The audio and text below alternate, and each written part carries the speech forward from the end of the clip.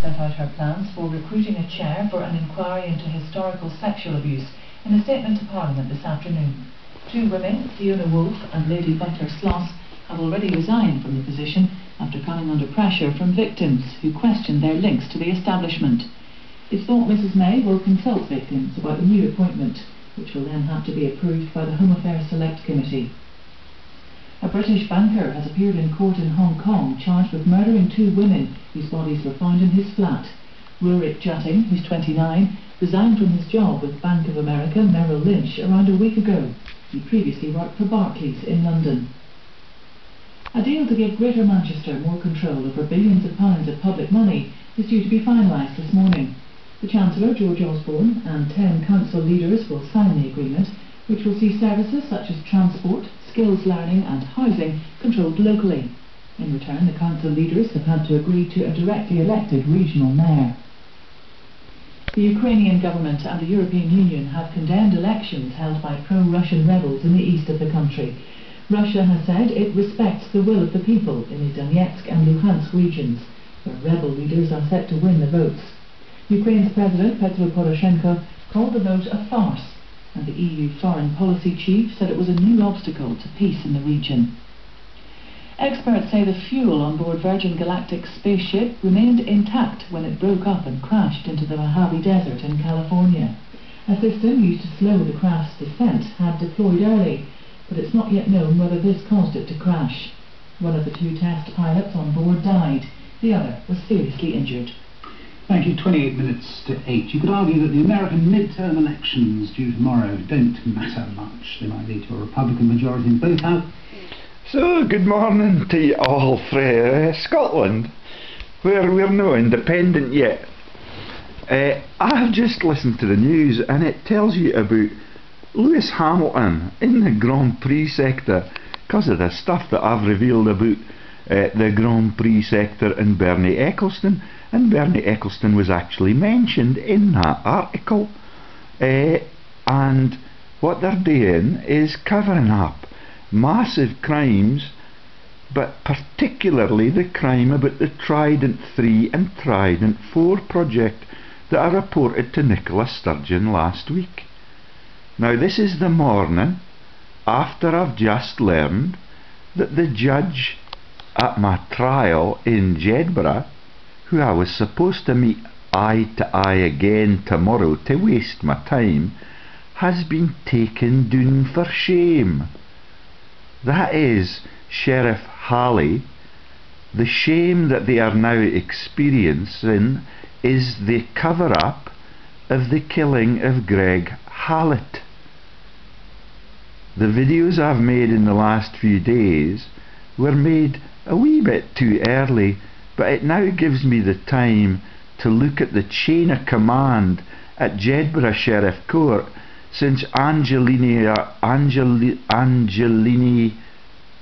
Eolish, which is Angelina Hellish in plain English, who's now moved to the profiteering sector in Oxford University, where Lord Patton had one of his cardiovascular accidents.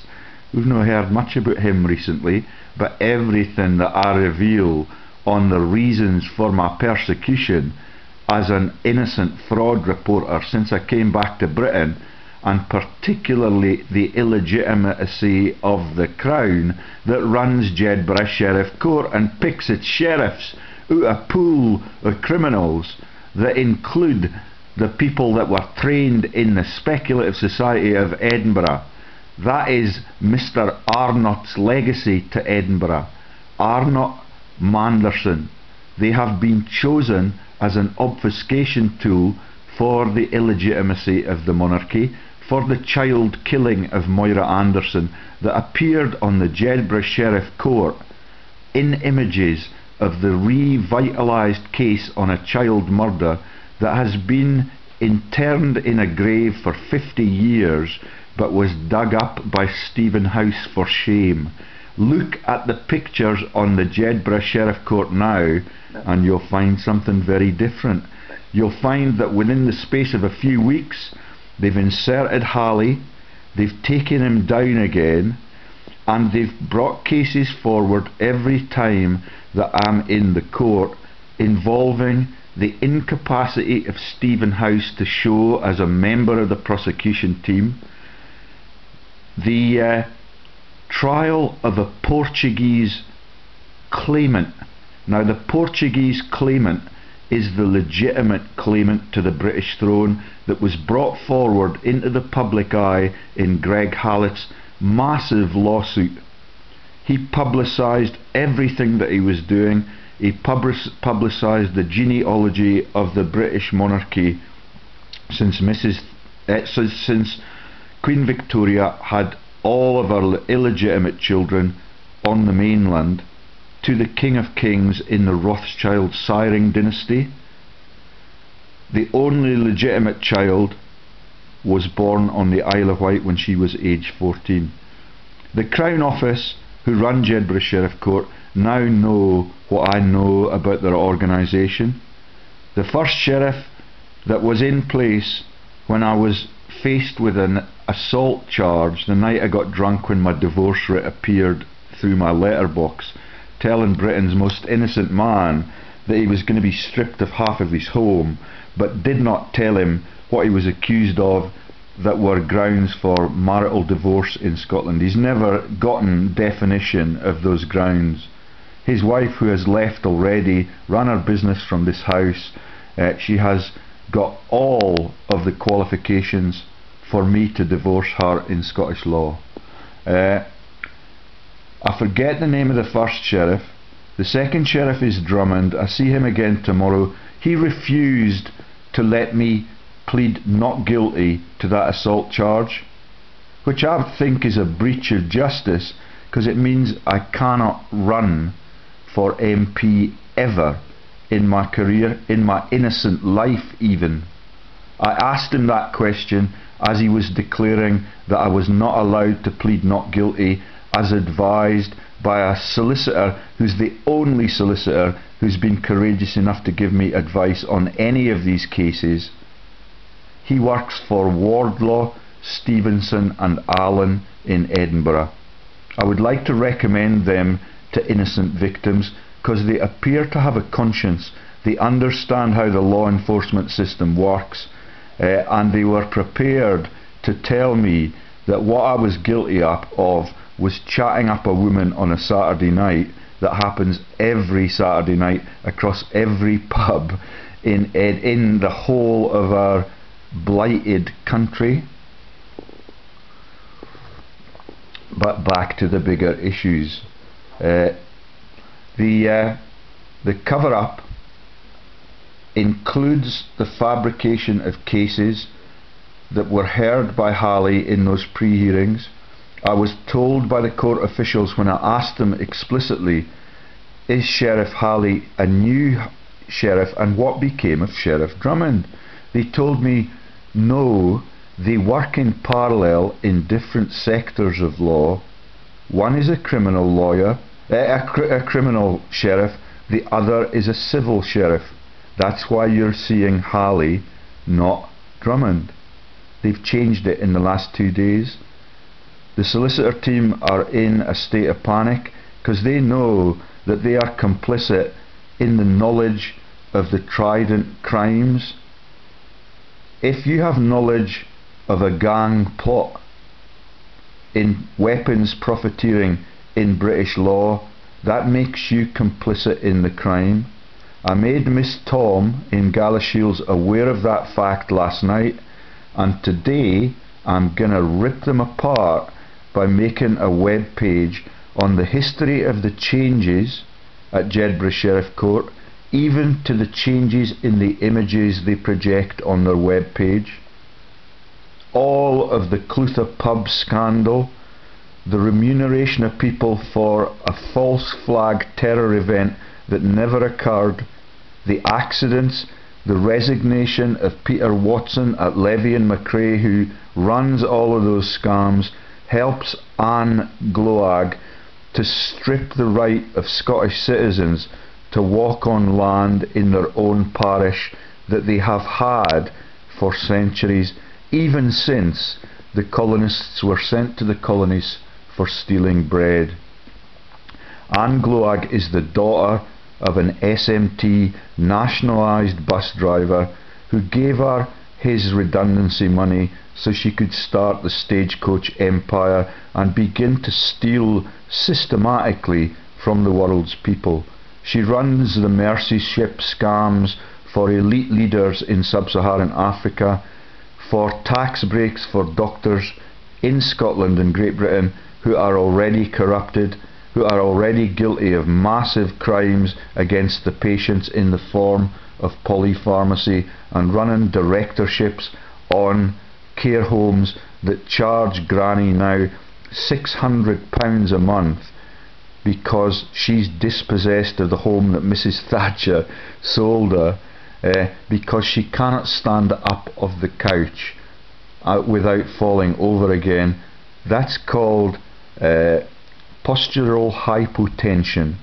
The blood fails to be pumped up by the heart from the extended veins because of the alpha blocking drugs that are given that keep the blood down in the ankle region. So when Granny gets the persistent fainting attacks, and as a result she gets stressed to the nines and loses her memory, she's diagnosed of Alzheimer's or some such, and she is sent into a cage for the rest of her life at £600 a month. And the repo man sweeps into the family home and dispossesses it from the family and returns it to the money lenders that the fictitious Jesus warned us about.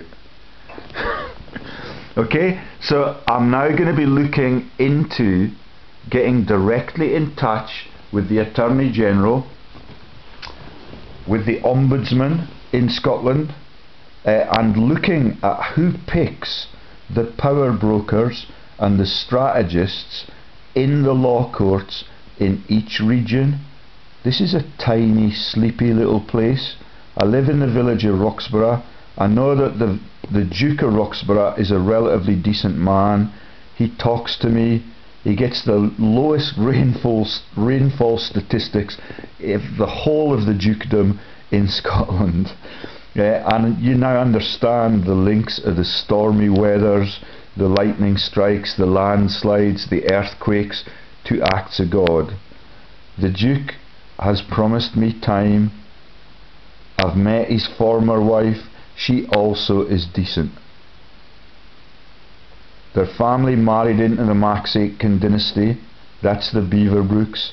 But because they know about the potency of my research, that marriage has already fallen apart. I'm going to bust this wide open. And I respect Miss Tom. She now understands the predicament that she is in. She's beginning to call me George or Professor Lees, and she no longer refers to me as him, who we're going to build up his burden of debt before we bust him for everything that he owns. I've got the correspondence on all of those issues, and I've got the mood changes and the changes of personnel carefully logged. I know that the new sheriff used to work in Kelso for a company called Tate's, and when we bought the house that is now going to be taken from me, Tate's had to check me out for money laundering risks. The man Shaughnessy, who ran those tests on our laundering capacity, took me for a coffee to talk about fraud in Scotland. I bought the coffees. Within weeks of him learning about the potency of my research, he had retired. And when all of that occurs, along with the desertion of my wife when I become a fraud researcher, the new sheriff, or the sheriff that has been brought back from retirement, because he's a hard case, he's a man who's prepared to say, you call me sir, or you call me my lad, or I break up this court hearing and I take you out of the room and I give you a little lecture, and then when I let you come back into the room, I do not allow you to plead not guilty to the trivial offence that was committed against the niece of your best man, who was apologised to when I learned that she had a plaster on her shoulder, and the emergency services team that came and tended to her were in part inhabited by her boyfriend, the biker from Hawick, who assaulted me in the pub, but accused me of assaulting his girlfriend, who was the niece of my best man. On the Wednesday of that week, I apologised to my best man. He never, even now, to my knowledge, has relayed that apology to the girl who had the plaster put on her shoulder by the ambulance men that were her boyfriends. They've tried to section me. I've explained that already. All of this is coming out in the open. I'm making a video in America with the man who exposed the illegitimacy of the monarchy on the 8th of October. I'm working on a Sunday, in part to expose the religious fraud, the Chariots of Fire fraud, the war crimes frauds involving the joke about Mr. Bean at the Olympics that you now entirely understand. They now know, and Miss Tom in particular knows, that she is in between a rock and a hard place. She has opted to persecute the innocent husband, and she's also persecuting my family indirectly, because we are paying for all of this. Everything that I put together in life is being taken from me because I'm honest and law-abiding. And the links to the woman in Oxford, the links to all of how she was detested in Scotland for decades, and the links to Kenny McCaskill and Nicola Sturgeon in the Scottish Government, who have allowed this to happen to someone who was feeding the SNP with information that could have made Scotland free, but they have actually been complicit with the creation of the new company Arnott Manderson, and its planting. Nobody knows who funded the creation of that company or where the venture capital came from. It's got a massive team of solicitors who are equipped to accuse, to feebly defend, or to sit in judgment as a freelance sheriff. That latter status has been taken from them, because within the space of 36 hours since I exposed it in a video, they have changed their mind. They have taken Sheriff Halley off the job because they're embarrassed by the fraud within their own system. If you want to look at the broader, more domestic money laundering frauds, then look at the videos we've made on Naismith, Stuart Fair, the Law Society in Scotland, and its advisors in the political sector, who include John Lamont MSP. I'll stop there now so that I can continue to defend myself vigorously, and I'm now checking out with the Passport Office in Glasgow on whether or not, as a convicted criminal, I have the right to leave this country and to go to other countries that may need my assistance in ending the globalist nightmare that the world is now in, which means that every country on the globe is in sovereign debt to the tyrants that have run the world and the religions and all of the massive genocides for 2,000 years. Bye bye. Looking forward to a quiet chat with you, Miss Tom.